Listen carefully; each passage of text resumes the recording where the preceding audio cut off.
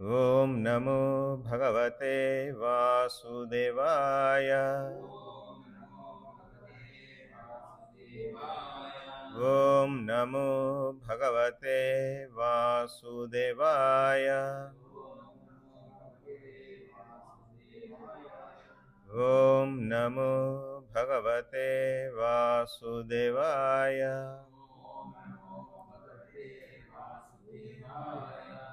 हरे कृष्ण। ఈరోజు మనము శ్రీమద్ భాగవతం 3వ స్కందములోని 33వ అధ్యాయంలో 29వ శ్లోకం చదువుతున్నాం. కపిలుని కార్యకలాపములు అనే అధ్యాయం.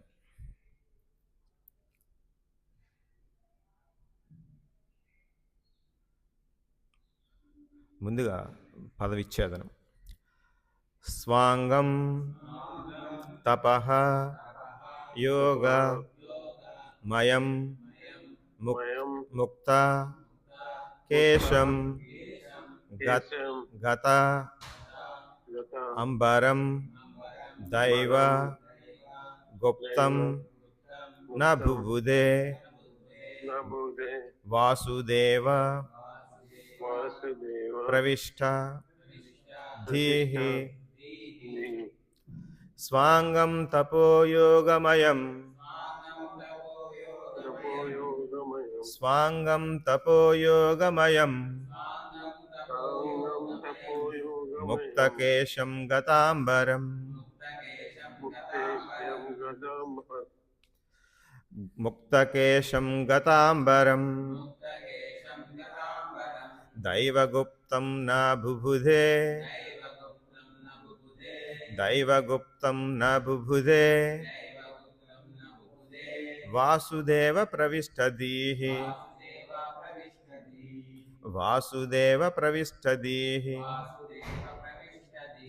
స్వాంగం తపోయోగమయం ముక్తకేశం గతాంబరం దైవగుప్తం న బుబుధే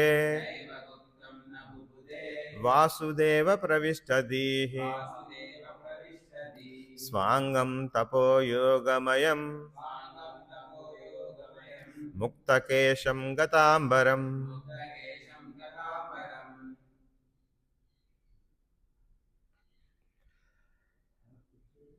దైవగుప్తం న బుబుధే వాసుదేవ ప్రవిష్టధీః.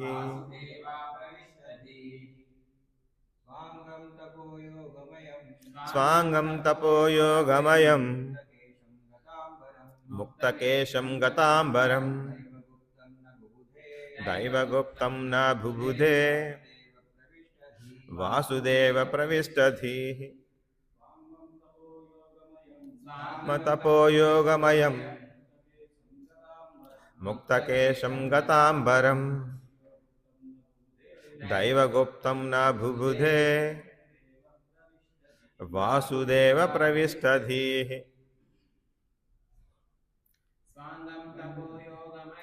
స్వాంగం తపోయోగమయం ముక్తకేశం గతాంబరం దైవగుప్తం న బుబుధే వాసుదేవ ప్రవిష్టధీః. ఆన్లైన్ ఎవరైనా చదువుతారండి? హరే కృష్ణ ప్రభుజీ. హరే కృష్ణ. స్వాంగం తపోయోగమయం స్వాంగం తపోయోగమయం ముక్తకేశం గతాంబరం ముక్తకేశం గతాంబరం దైవగుప్తం న బుబుధే దైవగుప్తం న బుబుధే వాసుదేవ ప్రవిష్టధీః. వాసుదేవ ప్రవిష్టధీః. హరే కృష్ణ ప్రభు. థ్యాంక్ యూ ప్రభు. ధన్యవాదాలు.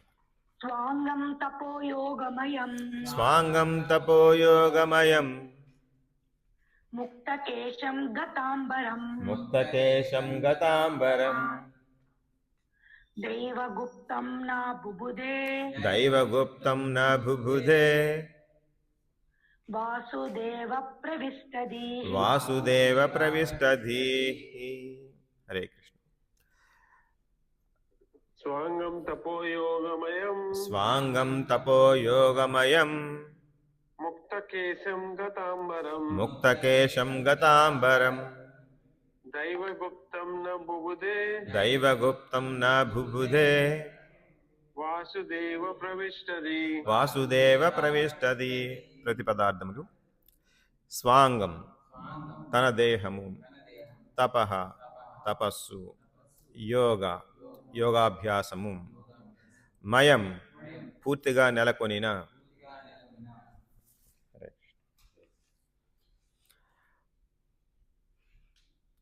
ముక్త విడిపోయిన, కేశం జుట్టుముడి, గత చెదిరిన, అంబరం వస్త్రములు, దైవ భగవానునిచే, గుప్తం రక్షింపబడినది, నా బుబుధే గమనింపకుండెను, వాసుదేవ వాసుదేవుని యందు, ప్రవిష్ట సంలగ్నమైన, దీహి ఆలోచన. భాష్యము చెప్పినది శిలాప్రభుపాదులు వారు. శిలాప్రభుపాదులకు జయము జయము. ఎల్లప్పుడూ వాసుదేవుని చింతన యందే లగ్నమైన కారణమున ఆమె జుట్టుముడి వీడిపోవుటను లేదా వస్త్రములు చెదిరిపోవుటను కూడా కొన్ని మార్లు గమనింపకుండెను. భాష్యము: ఈ శ్లోకమునందు దైవగుప్తం అనేది పదం ప్రధానమైనది. ఒకసారి భగవత్ సేవకు అంకితమైనంతటా భక్తుని దేహ పోషణాభారమును భగవానుడే స్వీకరించును. దేహరక్షణను గూర్చిన చింత అవసరమే లేదు. శ్రీకృష్ణునికి సంపూర్ణ శరణాగతుడైన వానికి దేహ పోషణమును గూర్చిన చింతయే ఉండదని శ్రీమద్భాగవతంలోని 2వ స్కందమునందులో 2వ అధ్యాయమును చెప్పబడినది. దేవదేవుడకు శ్రీకృష్ణుడు అసంఖ్యాక జీవరాశులనే పోషించుచున్నాడు కనుక తన సేవయందు పూర్ణముగా నెలకొనిన వానిని అతడు రక్షించకపోడు. దేవహూతి తన దేహ రక్షణమును గూర్చి పట్టించుకొనలేదు. దాని రక్షణమును పరమపురుషుడే స్వీకరించి ఉండెను. హరే కృష్ణ. నమో విష్ణుపాదాయ కృష్ణ ప్రేష్టాయ భూతలే శ్రీమతే భక్తి వికాస స్వామినితి నామిని. నమో విష్ణుపాదాయ కృష్ణ ప్రేష్టాయ భూతలే శ్రీమతే భక్తి వేదాంత స్వామినితి నామిని. నమస్తే సారస్వతే దేవే గౌరవాణి ప్రచారిణి నిర్విశేష శూన్యవాది పాశ్చాత్య దేశతారిణే. జయ శ్రీకృష్ణ చైతన్య ప్రభు నిత్యానంద శ్రీ అద్వైత గదాధర శ్రీవాసాది గౌర భక్త వృంద. హరే కృష్ణ కృష్ణ కృష్ణ హరే హరే, హరే రామ రామ రామ హరే హరే. హరే కృష్ణ. ఈ యొక్క శ్లోకంలో దేవహూతి యొక్క పరిస్థితి ఎలా ఉన్నదో చెప్తున్నారు. ఎల్లప్పుడూ వాసుదేవుని చింతనయందే లగ్నమైన కారణమున ఆమె జుట్టుముడి విడిపోవటను లేదా వస్త్రములు చెదిరిపోవటను కూడా కొన్ని మార్లు గమనింపకుండాను. అంటే దీని అర్థం ఏంటంటే ఆవిడ యొక్క దేహాత్మ భావనలో అంతగా మగ్నమై లేరు. అంటే దేహాన్ని అలంకరించుకోవాలని, దేహ సౌఖ్యం చూసుకోవాలని, లేకపోతే ఈ వస్త్రాలు ఎలా ఉన్నాయి, అలంకరణ ఎలా ఉంది అనేది ఆ భావన లేకుండా నిరంతరము వాసుదేవుని యొక్క చింతనలో ఉన్నది, అంటే ఆలోచనలో ఉన్నది. నిజంగా భగవంతుడి యొక్క ఆలోచనలోనే ఉండాలంటే మనకి ఎటువంటి పవిత్రత కావాలి? మన యొక్క ఇంద్రియాలు పవిత్రం అవ్వాలి ఫస్ట్. ఇంద్రియాలు, మనస్సు, బుద్ధి ఇవన్నీ కూడా పూర్తిగా భగవంతుని చింతనలో ఉంటేనే కానీ మన ఆలోచనలన్నీ భగవంతుని చింతనలో ఉండవు. అంటే భగవంతుని యొక్క చింతనలో ఉండాలంటే మన ఇంద్రియాలు మనల్ని కలత పెట్టకూడదు. ఈ ఇంద్రియాలు కలత పెట్టకూడదు, అంతటితో ఆగిపోలేదు. ఇంద్రియాలు కలత పెట్టకపోవడం మాత్రమే సరిపోదు. ఇక్కడ మనసు కూడా కలత చెందకూడదు. మనసు ఏమవుతుంది? ఈ ఇంద్రియాల యొక్క అనుభవం వల్ల, ఇంతకుముందు అనుభవించిన భోగానుభవం వల్ల ఉండేటువంటి జ్ఞాపకాలు ఉంటాయి చూసారు, ఆ జ్ఞాపకాలు ఇంకా మనసులో ఉంటాయి. ఇంకా ఈ కోరికల యొక్క మానసిక కల్పనలు ఇంకా అలా ఉంటూనే ఉంటాయి. అవి కూడా వాటిని కలత పెట్టకూడదు. అంటే దీని అర్థం ఏంటి? ఆవిడ యొక్క బుద్ధి, మనస్సు, అంటే సూక్ష్మ శరీరం, స్థూల శరీరం మొత్తం అంతా కూడా భగవంతుడి యొక్క చింతనలో ఉండటానికి కావాల్సినటువంటి పరిస్థితులు ఉన్నాయి. అంటే దాని యొక్క పవిత్రీకరణ జరిగిపోయింది. అంటే ఇంద్రియాలు పవిత్రీకరణ చేయాలంటే ఏ విధంగా చేయాలి? అవన్నీ మనకి భగవద్గీతలోని, భాగవతంలో మనకి భగవంతుడు ఎక్కడ పడితే అక్కడ చెబుతూనే ఉన్నారు. అంటే ఇక్కడ ఈ దేవహూతి యొక్క పరిస్థితి ఈ విధంగా ఉంది. ఇటువంటి పరిస్థితి మనం ఇంకా చాలా చోట్ల చూడవచ్చు. ఏ విధంగా ఉంటుంది? మనకి గోపికలు శ్రీకృష్ణ భగవానుడు మధురకు ఫస్ట్ టైం మొదటిసారిగా వెళ్ళినప్పుడు గోపికల పరిస్థితి కూడా ఎలాగ ఉంటుంది? వారందరూ కూడా కృష్ణ భగవానుడు వస్తున్నాడట మధురకు, ఏ విధంగా ఉంటాడు, ఏ విధంగా చూడాలి, భగవంతుని చూడాలని ఆతృతతో ఈ మధురావాసులందరూ కూడా భగవంతుని చూడాలనే కోరికలో తాను ఏ విధంగా ఉన్నారు, ఏ పరిస్థితిలో ఉన్నారో కూడా గ్రహించకుండానే వీధుల్లోకొచ్చి చూడటానికి వచ్చారన్నమాట. అంటే కొంతమంది అలంకరణలో ఉంటారు స్త్రీలు. అంటే ఒక చెవి కుండలాలు పెట్టుకుంటుంటారు. ఒక కుండలం పెట్టుకొని, ఒక కుండలం పెట్టుకోకపోవడం, లేకపోతే వస్త్రాలు సరిగ్గా కట్టుకోకపోవడం, పువ్వులు సరిగ్గా పెట్టుకోకపోవడం, లేపోతే సగం సగం మేకప్ అయిపోయి ఉంటే కళ్ళకాటిక సగం పెట్టుకోవడం మళ్ళీకొచ్చాడు. అంటే దేహాత్మ భావం మర్చిపోయారు. భగవంతుడు వస్తున్నాడని ఆతృతతోటి భగవంతుని ఏ విధంగా చూడాలి అన్న ఆతృతతోటి వారు ఏ ఏ పరిస్థితుల్లో ఉన్నారో మర్చిపోయారన్నమాట. ఒక్కోసారి కంగారులో మనం కూడా బటన్స్ పెట్టుకునేటప్పుడు ఒక్కోసారి బటన్స్ మ్యాచ్ అవ్వవు. ఎగుడు దిగుడు వస్తుంటాయి. అంటే ఏదో కంగారులో వెళ్ళిపోయేటప్పుడు ఎలా ఉంటది? ఆఫీస్‌కెళ్ళిపోతాం. ఆఫీస్‌కెళ్ళిపోయాక చెప్తాడు ఫ్రెండ్ అనమాట. "అరేయ్! బటన్స్ సరిగ్గా పెట్టుకోలేదు." అంటే కంగారులో వెళ్ళిపోతాం. అలాగా భగవంతుడు వచ్చేస్తున్నాడు అన్న చూడాలి అన్న ఆతృతతోటి వారు ఏ పరిస్థితిలో ఉన్నారు. పిల్లలకి పాలిస్తున్నారంటే ఆ పరిస్థితిలో ఆ పిల్లోడిని వదిలేయడం వచ్చేయడం. ఈ భ భర్తకి గాని ఎవరికైనా ఇంటి కుటుంబ సభ్యులకి ప్రసాద వడ్డన చేస్తున్నారనుకోండి. వాళ్ళని అలా వదిలేసి వచ్చేయడం. ఏదైనా ఏ కార్యక్రమాలుంటే ఆ కార్యక్రమాలు అలాగ వదిలేసి వచ్చేసినట్టు వారి యొక్క దేహాత్మ భావన మొత్తం అంతా కూడా మర్చిపోయి భగవంతుడి చింతనలో ఉండిపోతున్నారు. ఇప్పుడు చూడండి దేవహూతి ఇంతకుముందు మనం 2, 3 శ్లోకాల్లో మనం చదువుతున్నాము. దేవహూతికి శరీర సౌఖ్యర్యం కావాల్సినటువంటి అన్ని రకాల భోగాలు అనుభవించడం కావాల్సినటువంటి పరిస్థితి ఉంది. ఆయన కర్దముని దేవహూతి కోసం ఒక ఎగిరేటటువంటి నగరాన్ని సృష్టించిచ్చారు. ఎగిరేటువంటి నగరాన్ని సృష్టించిచ్చారు. సేవకులు దేవతలతో సమానమైన సేవకులను కూడా సృష్టించిచ్చారు మరి. దేవతా కన్యలు లాంటి వాళ్ళు సేవకులు చేయడానికి సృష్టించారు. అంటే ఇటువంటి ఈ సౌకర్యం, దేహ సౌకర్యం మీద ఆవిడకి ఏం కోరిక లేదు. మనకు చెప్తున్నారు ఆవిడకి. మనకు అర్థం చేసుకోవాలి. ఎందుకు లేదండి మనకు అనిపించవచ్చు మీకు. ఆవిడ యొక్క స్థితిని చూసుకున్నట్టయితే ఇంతకుముందు ఆవిడ రాజకుమార్తె మునీశ్వరుని పెళ్ళాడుతుంది. ఆయనకి సేవ చేయడంలో ఉంటుంది. నేను రాజకుమార్తెనని కూడా మర్చిపోయి ఆ విషయం మీద గర్వంగా కాకుండా తన భర్తకు సేవ చేయడానికి తన శరీర సౌఖ్యాన్ని కూడా త్యాగం చేసి పట్టించుకోకుండా అంటే బాగా చిక్కి శుష్కలమైపోయారన్నమాట ఆవిడ.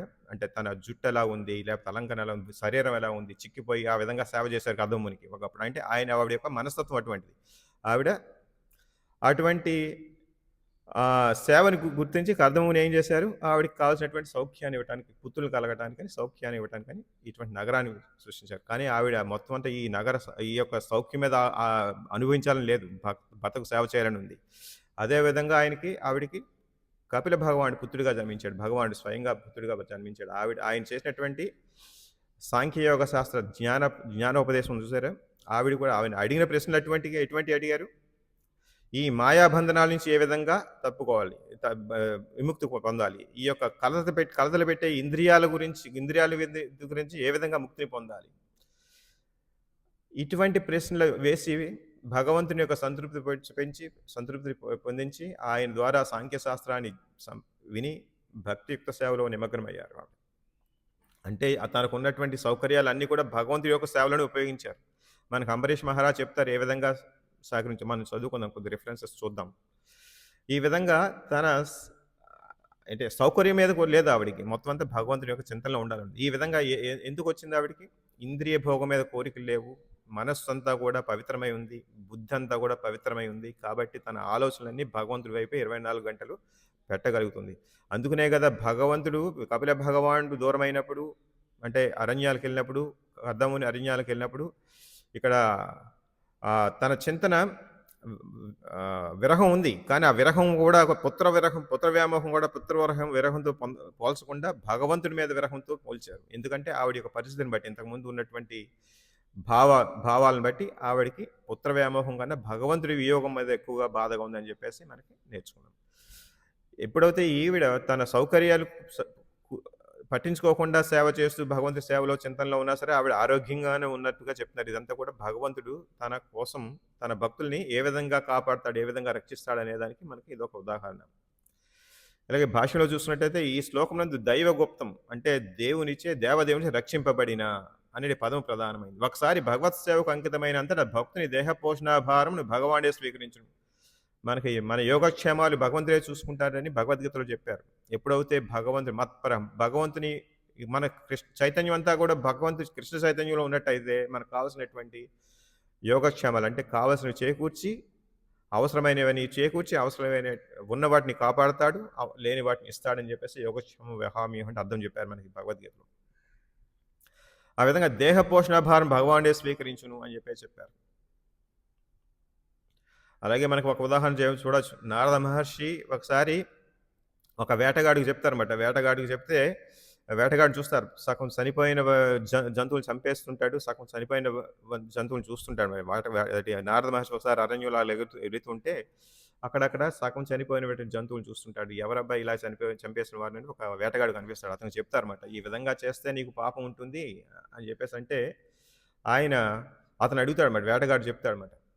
మరి ఇదే నా కుటుంబ పోషణకి ఇదే ఆధారం, నాకు ఇదే వృత్తి, మా తల్లిదండ్రులు నేర్పింది ఇదే అంటే, కాదు నువ్వు దీనివల్ల నీకు పాపం కూడగొట్టుకుంటున్నావు, కావాలంటే మీ ఇంటి దగ్గరికి వెళ్ళి మీ కుటుంబ సభ్యులను అడుగంటే వారు పాపంలో భా భాగం తీసుకుంటారంటే వాళ్ళు ఎవరో తీసుకోనంటారు. వెంటనే ఆయన చెప్తాడు, కాదు ఇది నీకు మంచి పద్ధతి కాదు, చేయొద్దంటే నారద మహర్షి చెప్పినట్టుగా విని ఆయన ఈ విధంగా చేస్తుంటారు. అటువంటప్పుడు మరి ఆయన అడుగుతాడు మరి, నేను ఇలాగ భగవంతుడి సేవలో ఉంటే నా కుటుంబ పోషణ కోసం నాకు ఎలాగొస్తుందని చెప్పేసి అంటారు. ఎప్పుడైతే ఈయన ఆ వేటగాడి వృత్తి మానేసి ఎప్పుడైతే ఈ యొక్క భగవంతుడి చింతనలోను సమాధిలో ఈ యొక్క ధ్యానంలో ఉంటాడో వెంటనే ఊరి వారందరూ కూడా ఇతనికి కావాల్సినటువంటి ఫలాలు తీసుకురావడం, నెక్స్ట్ కావాల్సిన వస్తువులుగా తీసుకురావడం అన్నీ సమర్పించుకుంటున్నారు. అంటే ఆయనకి కావాల్సినటువంటి కుటుంబ పోషణకు కావాల్సినటువంటి అవసరాలన్నీ భగవంతుడే ఈ విధంగా తీర్చాడు. అంటే తనకు కావాల్సిన దానికన్నా ఎక్కువ రావటం, అవన్నీ కూడా మరీ చుట్టుపక్కల ఊర్లో వాళ్ళందరికీ పంచిపెట్టడం కూడా చేశాడు అతను. అంటే ఈ విధంగా మీరు ఖచ్చితంగా భగవంతుడి యొక్క చైతన్యంలో ఉంటే మీకు కుటుంబ పోషణ కోసం, మీ యొక్క పోషణ కోసం భగవంతుడు ఏ విధంగా కావాలో అన్నీ కూడా ఏర్పాటు చేస్తాడని చెప్పేసి చెప్తున్నారు. ఇది మనకందరికీ కూడా ఒక రకంగా ఒక సూచన. మీకు కావాల్సిన అవసరాలన్నీ భగవంతుడు తీరుస్తాడు. చూడండి, భగవంతుడు చెప్తున్నారు ఇక్కడ చూడండి. శ్రీకృష్ణుడికి సంపూర్ణ శరణాగతుడైన వానికి దేహ పోషణను గూర్చిన చింతయే ఉండదని శ్రీమద్భాగవతం 2వ స్కందమునందులో 2వ అధ్యాయం చెప్పబడింది. చూద్దాం అదేంటో. చూడండి, ఇక్కడ చీమకు కావాల్సినటువంటి పంచదార పలుకు దొరుకుతుంది. అలాగే ఏనుగుకు కావాల్సినటువంటి 40-50 కేజీలు తింటుంటుంది, చాలా తింటుంటుంది. దానికి కావాల్సిన ఆహారం అది దొరుకుతుంది. కానీ అది ఎప్పుడైనా చింతనలో ఉందా? భగవంతుడి చింతనలో ఉంటుందా? ఈ పశువులు ఎప్పుడు ఏ చింతనలో ఉంటాయి? ఆహార, నిద్ర, మైదున భయాల్లోనే ఉంటాయి అవన్నీ. అటువంటి చింతన ఉన్న వాటికి కూడా ఆహారం దొరుకుతుంది, చీమకు కానీ. అటువంటిప్పుడు మనకి భగవంతుడి చింతనలో ఉన్న వారికి మనకి దొరకపోద్దా? అదే ఇక్కడ చెప్పారు. శ్రీకృష్ణ అసంఖ్యాక జీవరాశులనే పోషించుచున్నాడు కనుక తన సేవ యందు పూర్ణముగా నెలకొనిన వానికి అతడు రక్షించకపోడు. దేవహూతి తన దేహ రక్షణమును గూర్చి పట్టించుకొనలేదు, దాని రక్షణమును పరమపురుషుడే స్వీకరించడం. చూసారా, ఇక్కడ ఆవిడ దేహం గురించి పట్టించుకోమని ఆవిడ ఆరోగ్యకరంగా ఉందని చెప్పేసి ఇంతకుముందు 2-3 శ్లోకాలు చదువుకున్నాం. అంటే దాని అర్థం భగవంతుడి యొక్క ఇక్కడ మనకు ఆరోగ్యం కావాల్సింది, పుష్టి కావాల్సింది ఏ ఆహారం ద్వారా కాకుండా భగవంతుడు ఇచ్చేదాన్ని బట్టి వస్తుందన్నమాట. మనం చూస్తుంటాం. ఇంతకుముందు కృష్ణా కాన్షియస్కి రాకముందు వారు ఓన్లీ అంటే వారికి కావాల్సింది చేసుకుంటూ, అంటే ఉద్యోగం చేసుకుంటూ, సినిమాలు చూసుకుంటూ, వారికి కావాల్సిన టీవీ ప్రోగ్రాంలు చూసుకుంటూ ఉన్నా సరే, వారికి సాటర్డే సండే సెలవులు ఇచ్చినా సరే వారికి ఇంకా ఆనందంగా ఉండదు. ఏదో కోల్పోయినట్టుగా, ఏదో నిర్వీర్యంగా ఉన్నట్టుగా ఉంటుంది వాళ్ళకి. అదే కృష్ణా కాన్షియస్లో వచ్చిన వాళ్ళకి పొద్దుట 4:30కి లేస్తారు. 4:30కి లేచి సాయంత్రం 8:30 వరకు దేవుని సేవలో ఉంటుంటారు. ఈ మధ్యలో 5-6 గంటలు జపం 2 గంటలు చేయడము, 2 గంటలేమో అర్చన, లేకపోతే నివేదన, ఈ విధంగా చేస్తూ 2 గంటలు అధ్యయనం చేసుకుంటూ 5-6 గంటలు భగవంతుడి యొక్క సేవలో వినియోగించుకుంటూ తక్కువ సమయం నిద్రపోయినా వారికి ఈ నిర్వీర్యమైనట్టుగా కనిపించరు. వీరందరూ తేజోమయంగా ఉంటారు వీళ్ళందరూ కూడా. అంటే ఈ శక్తి ఎక్కడి నుంచి వస్తున్నట్లెక్క, భగవంతుడు ఇస్తున్నట్లెక్క. మీరు తినే ఆహారం ద్వారా భగవంతుడు ఇస్తుంటే ప్రసాదమే తింటారు వీరు, భగవత్ చింతనలో ఉంటారు. అంటే మీకు కావాల్సిన ఆరోగ్యాన్ని భగవంతుడు ఇస్తాడు ఈ యొక్క సాధనలో ఉన్నట్టయితే. అది స్వయంగా నాకే అనుభవం. నాకు 5 రోజులే పనిచేసి 2 రోజులు సెలవు వచ్చినా సోమవారం నాడు మళ్ళీ ఆఫీస్కి వెళ్ళాలంటే అంత యాక్టివ్గా ఉండేవాడిని కాదు. ఈ సాటర్డే సండే నా ఇష్టం వచ్చినట్లు లేచి ఎప్పుడు కూడా 4:30కి ఎప్పుడు లేవలేదు నేను. అయినప్పటికీ ఎంతో నిర్వీర్యంగా ఉండేది. నాకు కావాల్సిన హోటల్కి వెళ్ళి, నాకు కావాల్సిన సినిమాలకు వెళ్ళి తిరిగి చూసినా సరే సండే ఈవినింగ్ వచ్చాక అప్పుడే అయిపోయిందా, మండే ఆఫీస్కి వెళ్ళాలా, ఇది బాధగానే ఉండేది. కానీ ఎప్పుడైతే శ్రీ కృష్ణా కాన్షియస్కి వచ్చామో ఉదయం తెల్లారగట్లే లేచి ఇంకా 5-6 గంటలు భగవంతుడి యొక్క సేవలో ఉండి ఉద్యోగం చేసుకుంటూ, కుటుంబం చేసుకుంటూ, శని ఆదివారాలు కూడా ఎక్కువగా భక్తి వృక్షాలు చేయటం, లేకపోతే భగవంతుడి సేవలో ఉండటం, ఇటువంటి చేసుకుంటున్నా సరే ఎప్పుడు కూడా ఎనర్జీ లెవెల్స్ తగ్గట్లేదు. అంటే ఇది భగవంతుడి యొక్క కృప. భగవంతుడు మనకి నేరుగా ఇచ్చేటటువంటి శక్తి అనమాట. ఈ విధంగా మీరు గ్రహించుకోవాలి. ఇది భగవంతుడే ఖచ్చితంగా మనకు రక్షణ ఇస్తాడనేది మనం గ్రహించుకోవాలి. ఇక్కడ రెండవ అధ్యాయంలో చెప్పబడింది అంటున్నారు. కొద్దిగా రెండవ అధ్యాయంలో కొన్ని శ్లోకాలు చూద్దాము, చివరి శ్లోకాలు.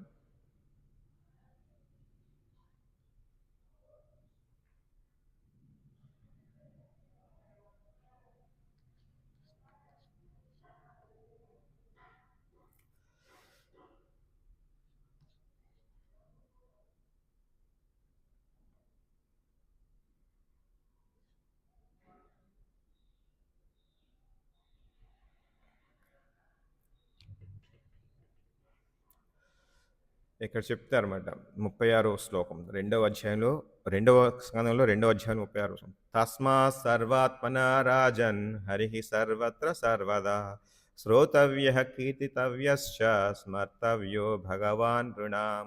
అంటే ఓ రాజా, కనుక ప్రతి మానవుడు సర్వదా సర్వత్రా పూర్ణ పురుషోత్తముడవు ఆ హరిని గూర్చి శ్రవణము చేయుట, కీర్తించుట, స్మరించుట అత్యంత ఆవశ్యకమై ఉన్నవి అని చెప్పేసి అంటున్నారు. భాష్యంలో ఏం చెప్పారంటే, శ్రీల సుఖదేవ గోస్వామి ఈ శ్లోకమునను తస్మాత్ కనుక అని పదమును ఆరంభించినారు. ఉదాత్మకు భక్తి యోగ విధానము కన్నా ముక్తికి వేరొక మంగళకర్మకు సాధనము లేదని కిందటి శ్లోకంలో వివరించి ఉంటుంది. అందులకు కారణము అంటే క్రిందటి శ్లోకంలో ఏం చెప్పారంటే, భక్తి ఒకటే ఈ ముక్తికి సరి అయిన మార్గము, వేరే మార్గం ద్వారా దొరకదు అని చెప్పేసి చెప్తున్నారు. భక్తి ఒకటే మీ యొక్క ముక్తికి కావాల్సినట్టు. దీనికి అందులకు శ్రవణము, కీర్తనము, స్మరణము, భగవత్పాద సేవనము, అర్చనము, ప్రార్థనము, ప్రేమమయ సేవనము, సఖ్యము నెరుపుట, ఉన్న వాటినన్నింటినీ అర్పించి వేయుట, ఆత్మనివేదనము వంటి వివిధ పద్ధతులు యందు భక్తి యోగము భక్తులచే ఆచరింపబడుతుంది. ఇక్కడ నవవిధ భక్తిని వివరిస్తున్నారు. నవవిధ భక్తి అంటే మనకి శ్రవణంతో మొదలుపెట్టి కీర్తనము, స్మరణము, భగవత్పాద సేవనము, భగవంతుడి యొక్క పాద సేవనము, అర్చనము, ప్రార్థనము, ప్రేమమయ సేవనము, సఖ్యము ఎరుగుట అంటే భగవంతుడితో సంబంధం ఏర్పరచుకోవటం. భగవంతుడితో ఎన్ని రకాల సంబంధాలు ఏర్పరచుకోవచ్చు? దాస్యము, సఖ్యము, ఇంకా వాత్సల్యము, మాధుర్యము, ఈ విధంగా అన్ని రకాల సంబంధాలు ఏర్పరచుకోవచ్చు. వివిధ పద్ధతుల యందు భక్తి యోగము భక్తులచే ఆచరింపబడింది. అట్టి 9 విధానములను ప్రామాణికమైనవే. వాటిలో అన్నింటిని కానీ లేదా కొన్నింటిని కానీ లేదా కనీసం ఒకదానిని కానీ ఆచరించినచో వాంఛిత ఫలము భక్తులకు కలుగగలదు. అంటే కేవలము శ్రవణం చేసినా, కేవలము స్మరణం చేసినా, కేవలము వీటిలో ఏదో ఒకటికి కేవలం పూర్తిగా చేసినటువంటి అంత మాత్రాన మీకు ముక్తి దొరుకుతుంది, భగవంతుని పొందొచ్చు అని చెప్పేసి చెప్తున్నారు. కాకపోతే వీటన్నిటికీ కూడా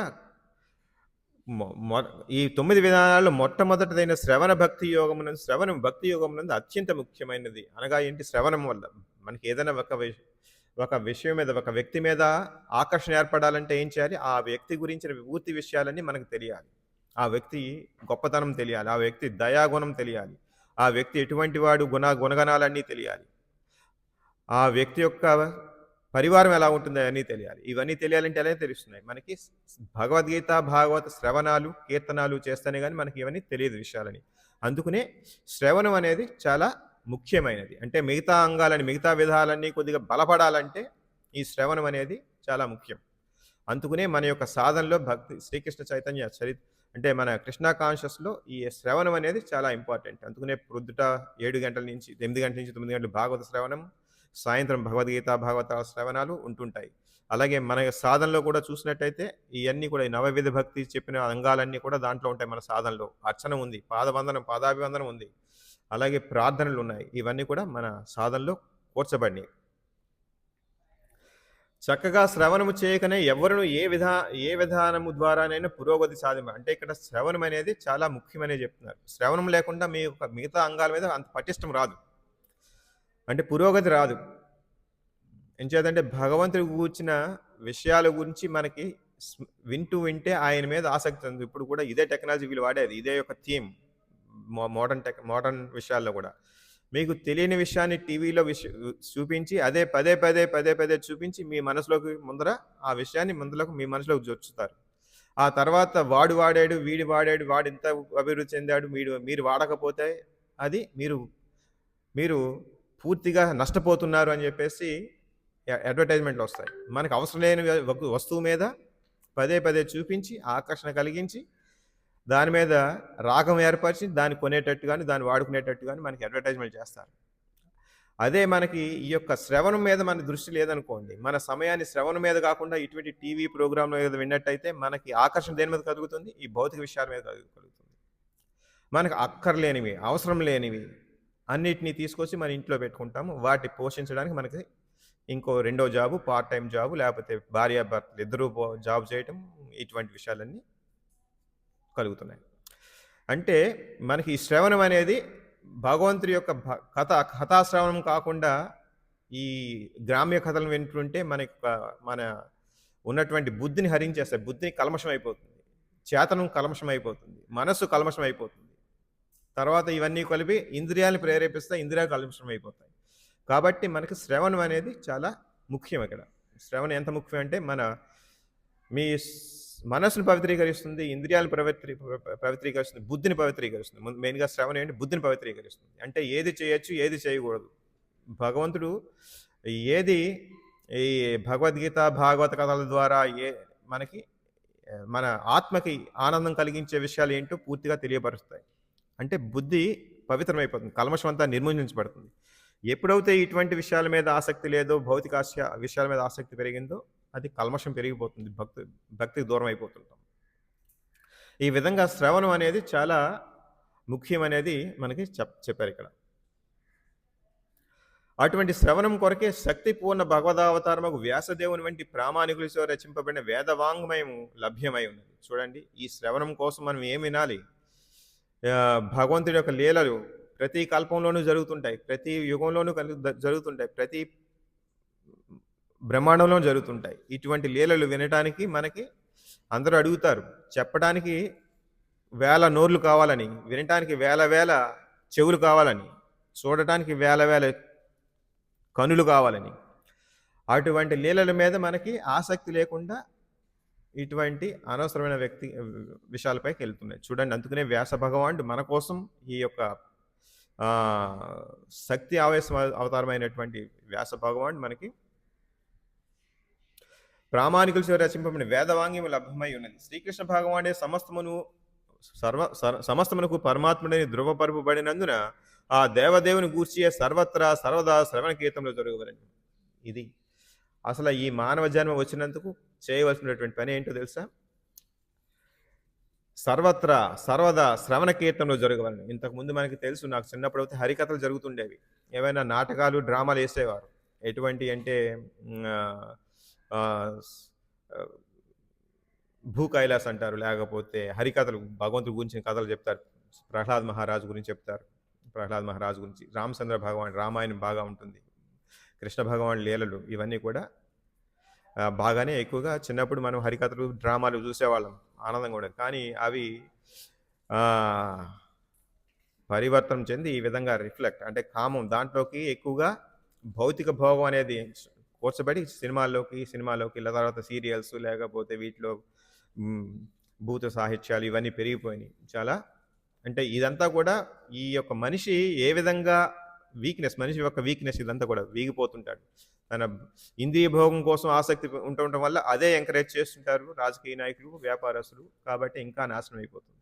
ఈ విద్యా సంస్థలు బాగుపడాలి, రాజకీయ వ్యవస్థ బాగుపడాలి, లేకపోతే ఈ యొక్క వ్యాపార వ్యవస్థ బాగుపడాలి. ఇవన్నీ చేస్తాను కానీ ఈ యొక్క మంచి రోజులు అనేవి వస్తాయని మనకు నమ్మకం లేదు. ఎంతో కొంత ఇటువంటి ఇన్స్టిట్యూషన్స్ మనకి ఈ విధంగా సహకరిస్తుంటాయి మనకి. అంటే సర్వత్రా సర్వదా శ్రవణ కీర్తనలు జరగవలని. ఇవి ఎక్కడెక్కడ జరుగుతున్నాయి? ఇప్పుడు మనకి భగవద్గీత ప్రవచనం జరుగుతుందంటే వచ్చేవాళ్ళు చాలా తక్కువ మంది. ఇంకా వేరే ప్రోగ్రామ్ జరుగుతున్నాయంటే అక్కడికి క్యూలు కట్టి ఎగబడి ఒకరికి కొట్టేసుకుని టికెట్లు కొనేసుకుని జాయిన్ అయిపోతుంటారు. ఇక్కడ మానవుల ముఖ్య ధర్మం ఇదియే, దీన్ని ముఖ్య ధర్మం అని చెప్తున్నారు. ఇది మనకి అసలు ముఖ్య ధర్మం కాదు, ఒక ధర్మాల లిస్టులో కూడా ఉండదు. వీళ్ళ మేనిఫెస్టో పెడుతుంటారు రాజకీయ నాయకులు, దాంట్లో ఇది ఎక్కడ ఉండదు. పైపెచ్చి ఏమడుగుతారంటే ఇన్ని గుళ్ళు ఎందుకండి మీకు, ఇన్ని ఆశ్రమాలు ఎందుకంటే అడుగుతుంటారు. ఒక వీధికో ఒక లిక్కర్ షాప్ అయితే ఓకే, క్యాన్షన్ అయిపోద్ది, కానీ టెంపుల్స్ కావాలంటే కష్టం.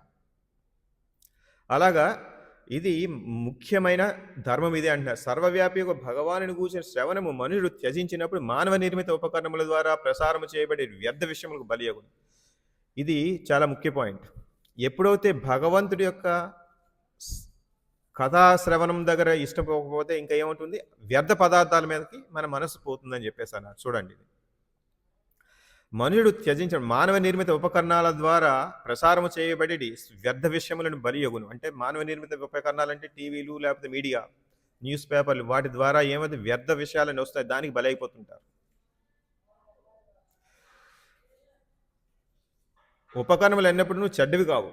అంటే ఇక్కడ టీవీ మంచిది కాదు, లేకపోతే ఈ టెక్నాలజీ మంచిది కాదు. దాన్ని ఉపయోగించుకోవడం మంచిగా ఉపయోగించుకోవాలని చెప్తున్నారు. అంటే మనకి ఏలైనా వాని ఉపయోగించి మనుషుడు కృష్ణుని గూర్చి శ్రవణము చేయవచ్చును, కానీ అవి తుచ్చ ప్రయోజనములకై ఉపయోగించబడుతున్నందున మానవ నాగరికత యొక్క ప్రామాణికత యందు త్వరితగతి పత్రము కలుగుతుంది. అంటే ఈ యొక్క టెక్నాలజీని కానీ ఈ యొక్క జ్ఞానాన్ని, ఈ యొక్క జ్ఞానం అనకూడదు, ఈ అవిద్య, ఇదంతా కూడా అవిద్య అంటారు. ఎందుకంటే దీన్ని సరైన విధంగా ఉపయోగించట్లేదు. ఈ యొక్క జ్ఞానం ప్రతి ఒక్కరికి అందుబాటులో వచ్చేసింది. ఇప్పుడు ప్రతి ఒక్కరికి అందుబాటులోకి వచ్చేసింది. కాబట్టి అంటే చాకు ఉన్నదనుకోండి, చాకు మంచివాని చేతిలో పడింది అనుకోండి, ఏ విధంగా ఉంటుంది? చక్కగా కూరగాయలు కోసుకోవడానికో లేకపోతే దేనికో వాడుకుంటాడు. అదే చెడ్డవాని చేతిలో పడిందంటే, దొంగ చేతిలో పడిందంటే పీకలు కోయడానికి ఉపయోగిస్తుంటాడు. అలాగే ఈ చాకుని ఎవరికి ఇవ్వాలో వాళ్ళకి ఇవ్వాలి. చూడండి, గన్స్ ఉన్నాయి. ఇక్కడ ఎవరి చేతిలో వాళ్ళకి పడితే గన్స్ ఎవరిక్కడ. అదే అమెరికాలో అయితే గన్స్ ఎవరికి వాళ్ళతో ఇచ్చేస్తారు. సింపుల్గా అందుకు మనకి బిగ్ బజార్కి వెళ్ళి కొనుక్కున్నట్టుగా అక్కడ షాపింగ్ కాంప్లెక్స్కి వెళ్ళి మీకు గన్స్ కొనేసుకోవచ్చు.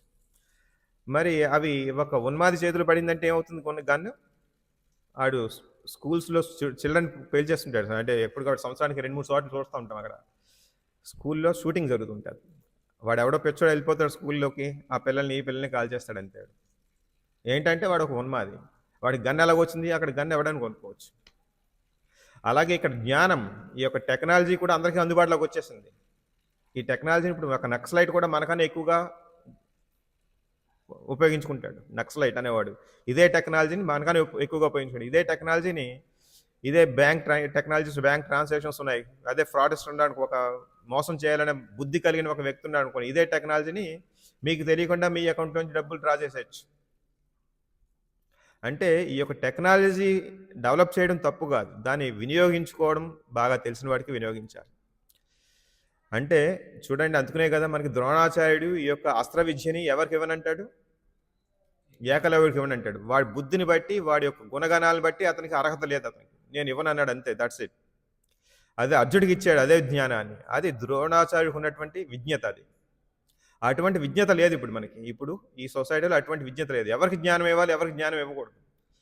అటువంటి విజ్ఞత లేకపోతే ఏమవుతుంది? వాడు దాన్ని సక్రమంగా ఉపయోగించు. ఇది చాలా డేంజరస్. ఇప్పుడు ఒక పిచ్చవాడి చేతిలో ఉన్నటువంటి తుపాకీని, అదే ఒక అధికారి చేతిలో ఉన్నటువంటి తుపాకీకి చాలా తేడా ఉంది కదా. అలాగే ఆ తుపాకీని నాకెందుకు ఇవ్వట్లేదండి, ఈ పోలీసు వాడికి ఇచ్చారు, వీడికి ఎందుకు ఇవ్వట్లేదని దెబ్బలాడితే అది అజ్ఞానం అవుతుంది అన్నమాట.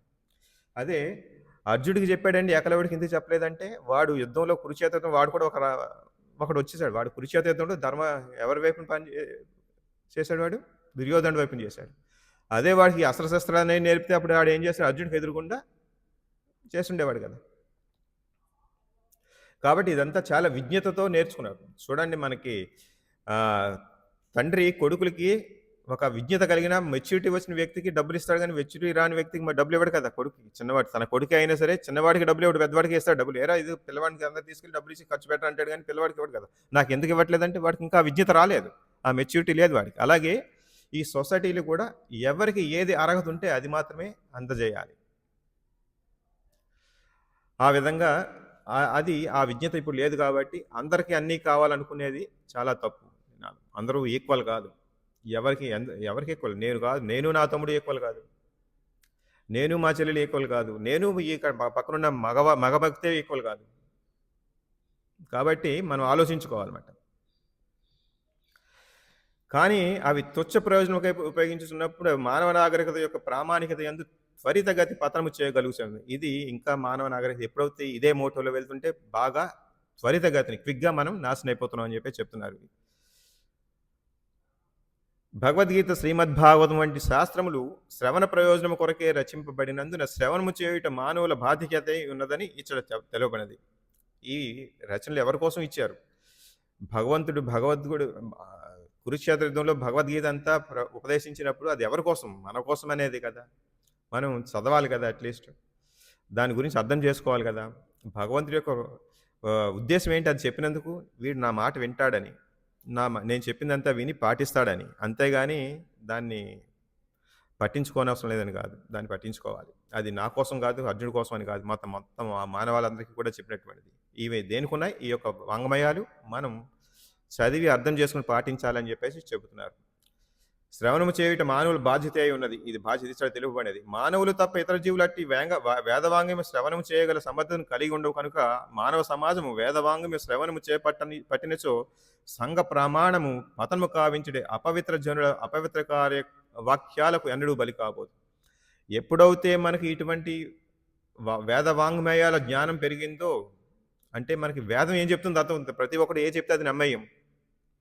అలాగని చెప్పేసి ప్రతి వాడికి మనం లొంగిపోం. మన యొక్క మనస్సు మారిపోదు ప్రతి చిన్న విషయానికి, ప్రతి దానికి. ఎవరు చెప్తే అది వినేయరు. ఇది ఎవడైతే వేదవాంగమయం కరెక్ట్గా వింటారో ఈ దొంగ సాధులు, దొంగ బాబాలు, దొంగ దేవుళ్ళు అందరూ కూడా నాశనం అయిపోతారు. ఏం చేస్తే మనకి ఇది వినకే, ఇది చదవకే, వాడి వెనక వీడి వెనక పడుతుంటారు. ఎవరైతే వేదవాంగమం ఇచ్చింది యాజ్ ఇట్ ఈజ్గా, Bhagavad Gita as it is, Srimad Bhagavatam అవి చదివినట్టయితే అసలైన విషయాలు తెలుస్తాయి. ఇటు దొంగ బాబాలకి వీటికి కూడా దూరంగా ఉంటారు, వాళ్ళు బలిగారు. ఇక శ్రవణ విధానము కీర్తనము ద్వారా పటిష్టము కాగలదు. శ్రవణ విధానము కీర్తనము ద్వారా ఈ యొక్క జ్ఞానము, ఈ యొక్క సాధన శ్రవణము కీర్తన ద్వారా పటిష్టమవుతుంది. అది మానకూడదు ఎప్పుడు కూడా. అందుకు మీ యొక్క రొటీన్లో శ్రవణం రోజుకు 1 గంట 2 గంటలో ఆన్లైన్లోనూ లేకపోతే ప్రత్యక్షంగానూ మీరు వినాలి. అంటే ప్రత్యక్షంగా వింటే చాలా మంచిది. వినకపోతే, అలా కాకపోతే రిమోట్లో వింటున్నారు చూసారా, వాళ్ళు ఎప్పటికైనా సరే వాళ్ళ ధ్యేయం ఎలా ఉండాలి? నేను ప్రత్యక్షంగా వెళ్ళి వినాలి అన్న పురోగతి సాధించాలి. మీకు ఎవరికో కుదరకపోవచ్చు. కుదరపోని వాళ్ళకి ఎప్పుడో రిమోట్ విలేజ్లో ఉంటారు. వాళ్ళకి మాకు దగ్గరలో మందిరం లేదండి, లేకపోతే దగ్గరలో సాంగత్యం లేదండి. ఇటువంటి అప్పుడు నేనేం చేయాలండి అంటే, ఓకే ఆడియో ఫైల్స్ వినండి. కానీ మీకు ఏమాత్రం సాధన సాధ్యమైనా సరే మీరు ఈ విధంగా కృష్ణ చైతన్య భక్తులుగా ఎంతో కొంత తపస్సు చేయదలుచుకోవాలనుకుంటే ప్రత్యక్షంగా వచ్చి ఈ యొక్క ప్రవచనాలు వినండి. ప్రత్యక్షంగా వచ్చి ఇక్కడ భక్తుల సాంగత్యాన్ని పొందండి. ప్రత్యక్షంగా వచ్చి ఇక్కడ భగవంతుడి యొక్క దర్శనం పొందండి. ప్రత్యక్షంగా వచ్చి భగవంతుడికి సేవ చేయండి. ఇది చేసినట్టయితే మీకు ఖచ్చితంగా పురోగతి ఏర్పడుతుంది. ఇక శ్రవణ విధానం పూర్తి కాక సరి అయిన మూలము నుండి పూర్ణముగా శ్రవణం కావించిన వాడు సర్వవ్యాపియకు శ్రీకృష్ణ భగవాను ఏడు సంపూర్ణ విశ్వాసం పొంది ఆ దేవదేవుని కీర్తించడం ఎందు ఉత్సాహవంతుడు. చూడండి, ఇది ఇంకొక ముఖ్యమైన పాయింట్. ఏంటంటున్నారు? సరి అయిన మూలము నుండి పూర్ణముగా శ్రవణము కావించిన వాడు సర్వవ్యాపి. చాలా రకాల వెర్షన్స్ ఉన్నాయి. భగవద్గీతలో చాలా వెర్షన్స్ ఉన్నాయి, రామాయణంలో చాలా వెర్షన్స్ ఉన్నాయి, లేకపోతే లోకలైజ్డ్ వెర్షన్స్. రామాయణం వాల్మీకి రామాయణం కాకుండా లోకలైజ్డ్ అంటే ఈ లోకల్గా ఉన్నటువంటి ఈ ఎవరో పండితులు లేకపోతే భక్తులు రాసినటువంటి ఉంటాయి. దాంట్లో కొద్దిగా చేర్పులు, కూర్పులు, తీసివేతలు ఉంటాయి. అలా కాకుండా మూలమైన వాల్మీకి రామాయణం చదవాలి. అలా కాకుండా వ్యాస భగవాన్ భాగవతం, భారతం చదవాలి. కొంతమంది ఇక్కడ లోకల్గా ఉన్నటువంటి పండితులు, శాస్త్రజ్ఞులు, భక్తులు కూడా చేస్తారు. అవి మంచివే, కాదనటం లేదు, దాంట్లో తప్పులు ఉన్నాయనట్లేదు. కానీ దాంట్లో కొద్దిగా మూలం గురించి తెలుసుకుంటే ఇంకా కొద్దిగా బాగుంటుంది. అలాగా శ్రీకృష్ణ ఉండాలి. అది ఎవరు చెప్తున్నారు? చెప్పేవారు కూడా భక్తులైన వారు, పరంపరలో మంచి పరంపరలో వచ్చి భక్తులైన వారు గురువు ద్వారా, మంచి గురువు ద్వారా దాన్ని శ్రవణం చేసినట్టయితే మీకు పఠిస్తుంది, ఫలిస్తుంది. ఆ విధంగా కాకుండా ఇప్పుడు చాలామంది ఇప్పుడు టెక్నాలజీ ప్రాబ్లమ్స్, యూట్యూబ్ ప్రాబ్లమ్స్ ఎలా ఉంటాయంటే ప్రతి ఒక్కడు యూట్యూబ్ వాడికి వృత్తి అనమాట. యూట్యూబ్లో ఒక వీడియో పెట్టేస్తుంటాడు. ఆ బొమ్మలు ఈ బొమ్మలు పెట్టేసి కృష్ణుడు అలా చేశాడు, కృష్ణుడు ఇలా చేశాడు, లేకపోతే అర్జునుడు ఇటువంటి వాడు, ద్రౌపది అటువంటి వాడు, లేకపోతే ఏకలవ్యుడు ఇటువంటి వాడు, అర్జునుడు ఇటువంటి వాడు, లేకపోతే అశ్వత్థామ గొప్పవాడు, అర్జునుడు గొప్పవాడు. ఇటువంటి విషయాలన్నీ జస్ట్ సింపుల్గా షార్ట్స్ కింద, వీడియోస్ కింద వచ్చేస్తుంటాయి. అవి ఏమీ కలిగినటువంటి ప్రమాణికాలు కాదు.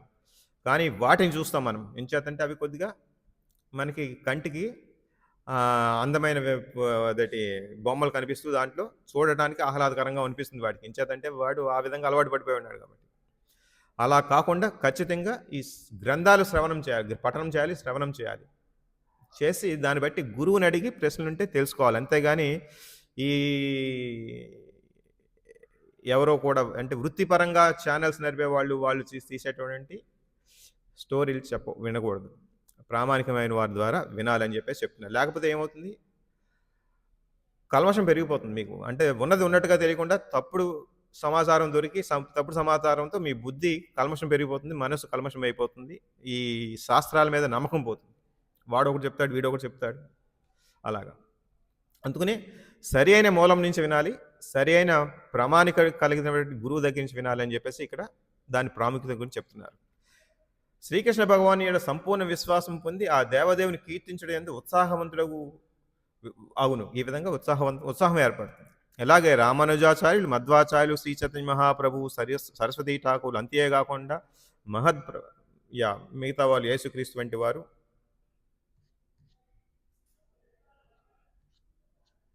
చెప్పున్నారు. ఇటువంటి అంటే పెద్ద పెద్ద ఆచార్యులందరూ కూడా ఈ విషయాలు మనకి ముఖ్య విషయాలని చెప్పారని చెప్తున్నారు. అలాగే ఇదే రెండవ స్కందం 2వ అధ్యాయంలో ఇక్కడ మనకి చెప్పారు కాబట్టి అది కూడా ఇంకొక రిఫరెన్స్ చూద్దాం. దీంట్లో ఈ శ్లోకంలో ఏం చెప్తున్నారు? పిబంతి ఏ భగవద ఆత్మనః సతాం కథామృతం శ్రవణపుటేషు సంభృతం పునంతి తే విషయ విదూషితాశయం వ్రజంతి తచ్చరణ సరోరుహాంతికం.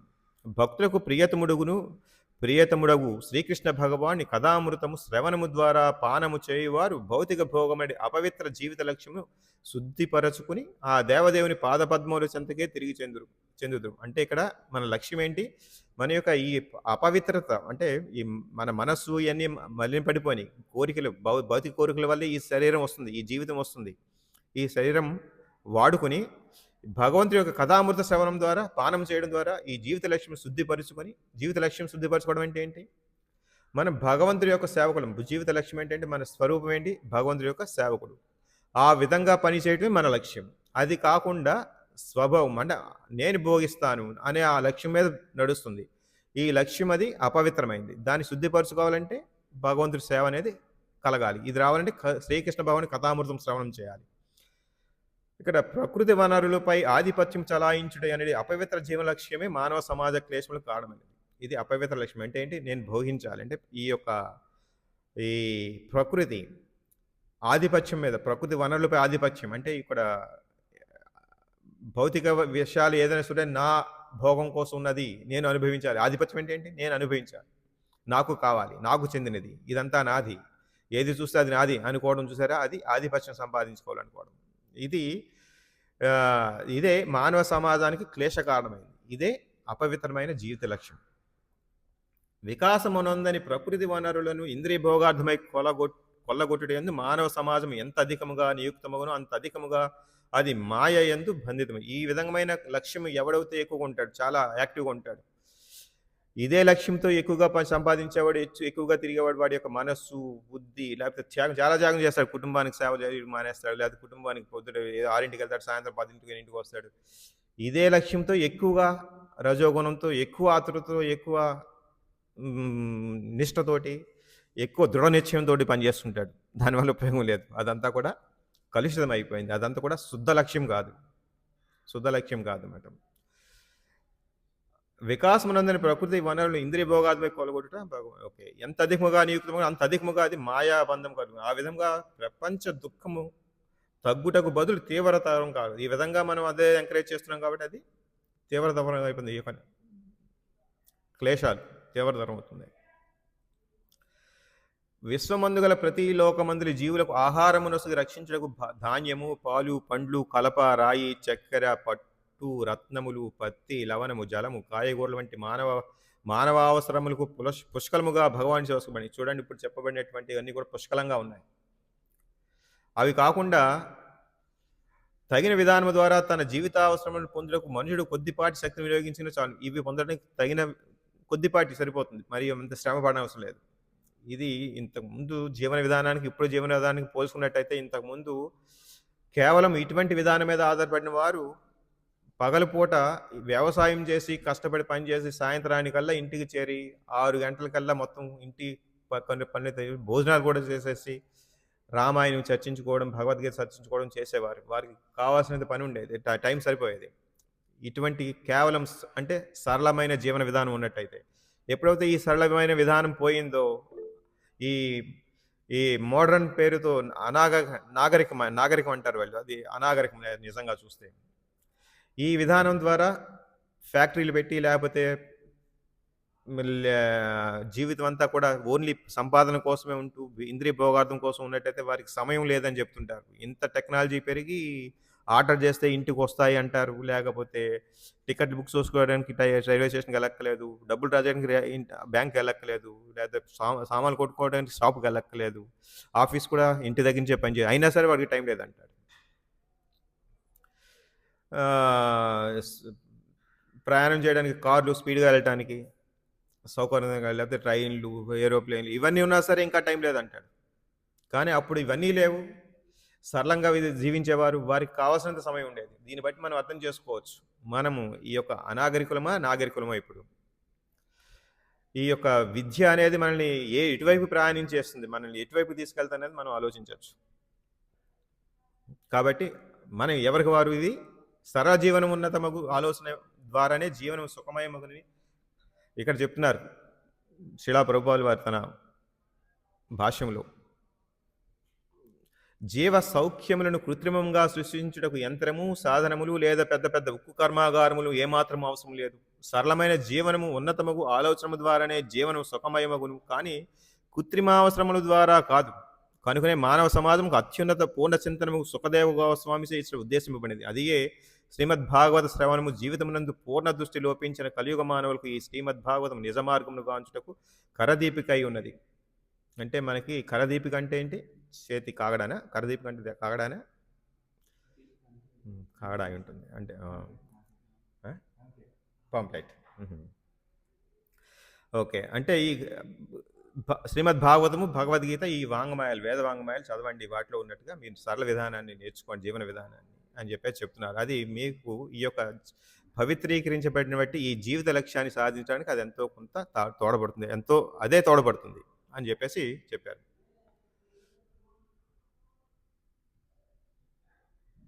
ఇక్కడ శ్రీకృష్ణ భగవాని నామము, యశస్సు, గుణము, పరివారమాది ఏ సంబంధిత విషయమైనను విశుద్ధ భక్తులకు శ్రవణ మనోహరంగా నుండును. నారదుడు, ఆంజనేయుడు, నందమహారాజు, ఇతర బృందావన వాసులు వంటి మహాభక్తులు అట్టి విషయములను ఆమోదించి ఇండుటయే అందులో కారణము. కనుక అవి దివ్యములై హృదయమునకు ఆత్మకు ప్రీతికరములై ఉండదు. చూడండి, మనకి భక్తులకి భగవంతుడి యొక్క కథ చర్చించుకుంటే ఎంతో మనోరంజనంగా ఉంటుంది, ఆహ్లాదకరంగా ఉంటుంది. అదే వేరే విషయాలు చర్చించుకుంటే అంత ఆనందకరంగా ఉండదు. మనకి ఇది ఈ యొక్క భావన ఆల్రెడీ కొంతమందిలో ఉంటుంటుంది. భగవంతుడి యొక్క కథ వింటుంటే ఆనందంగాను, వేరే గ్రామ విషయాలు వింటుంటే ఆనందంగా లేకపోవడము, ఇదంతా ఈ యొక్క అభ్యాసం వల్ల, ఈ సాధు సాంగత్యం వల్ల ఇదంతా ఏర్పడుతుంది. భగవద్గీతను ఆ పెదప శ్రీమద్భాగవతము నిత్యము శ్రవణము చేయడం ద్వారా మనుషులు శ్రీకృష్ణ భగవాన్ని చేరి పెద్ద కమలములు బోలు శ్రీ గోలోక బృందావనము అనగా ఆధ్యాత్మ లోకము అతనికి దివ్యమగు ప్రేమయుత సేవను గూర్చునని శ్రీల సుఖదేవ గోస్వామిచే ఇక్కడ నిశ్చయముగా తెలుపబడినది. అనగా ప్రత్యక్షముగా అంగీకరింపబడిన భక్తి యోగ విధానము ద్వారా ఈ శ్లోకమునందు తెలుపబడినట్టు శ్రీకృష్ణ భగవాని దివ్య కథామృతము తగినంత శ్రవణం చేయటం ద్వారా భౌతిక కల్మషము ప్రత్యక్షముగా తొలగబడింది. అంటే ఈ భౌతిక కల్మషంతో తొలగిపోవాలంటే ఒకే ఒక మార్గము, ఈ యొక్క భగవత కథామృతాన్ని తాగాలి. ఇదే మందు దానికి. హరే కృష్ణ.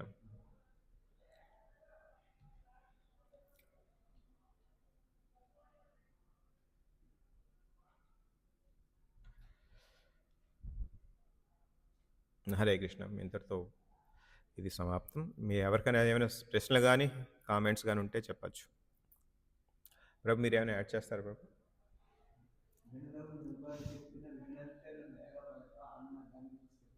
ఏంటండి మళ్ళీ?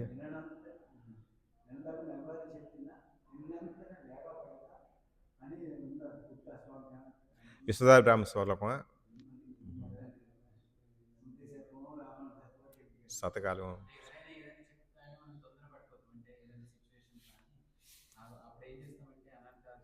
అదే అంతే. మనకి చెప్తున్నారు కదా, వాచోవేగం అంటే ఏదో చెప్పేయాలి మనకి మనసులో. ఎదుటివాడు మాట్లాడుతుంటే వాడిని ఖండించేసి మనం ఏదో చెప్పేయాలి. వాచోవేగం అది సరైన విధానం కాదు మనకి. చెప్పేది పూర్తిగా విని, అర్థం చేసుకొని మాట్లాడటం. కొంతమంది అలా ఉంటారు. కొంతమంది చాలా చక్కగా మాట్లాడుతుంటారు. కొంతమంది అలా చేయలేరు. వాచోవేగం అనేది అదొక సత్వగుణం. అది భక్తుని యొక్క అదొక ముఖ్య లక్షణం మనకి. మొదటి శ్లోకంలోనే చెప్పబడింది అది వాచోవేగం తగ్గించుకోవాలని చెప్పేసి.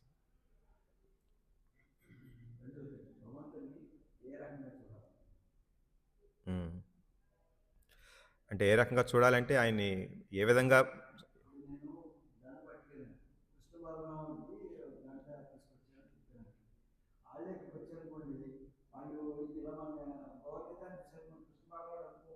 హ్మ్.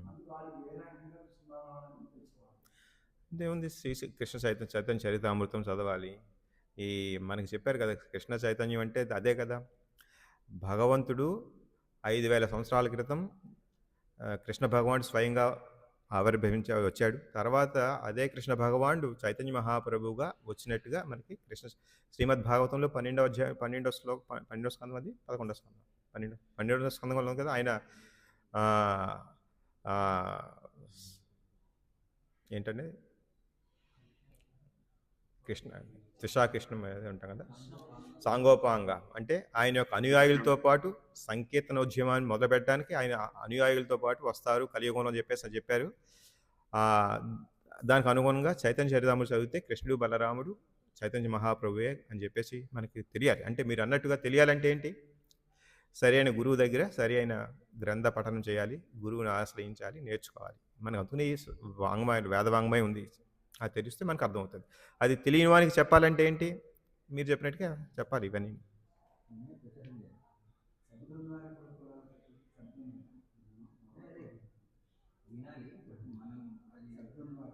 అదే. అంటే మనకు మనకు మన శిలా ప్రభుపాదులు చెప్తారు. భగవంతుడు ఉన్నాడని తెలిస్తే కాదు. భగవంతుడు ఎంత గొప్పవాడు, ఆయన యొక్క లీలలు తెలిస్తేనే గాని భగవంతుడి మీద పూర్తి నమ్మకం రాదు. పూర్తిగా అంటే నమ్మకం అని కాదు. అంటే పటిష్టం కాదు. దృఢ నిశ్చయం కాదు. ఆ యొక్క లక్ష్యంలో ముందుకు వెళ్ళాలంటే ఖచ్చితంగా శ్రవణం కావాలి. శ్రవణం లేకుండా అతనికి అర్థం కాదు. హరే కృష్ణ. ఆన్‌లైన్‌లో ఎవరికైనా ప్రశ్నలు ఉన్నాయండి? శ్రీమద్ భాగవతం की जय. हरिनाम संकीर्तन की जय. वाञ्छाकल्पतरुभ्यश्च कृपा सिन्धुभ्यः पतितानां पावनेभ्यो वैष्णवेभ्यो नमो नमः. हरे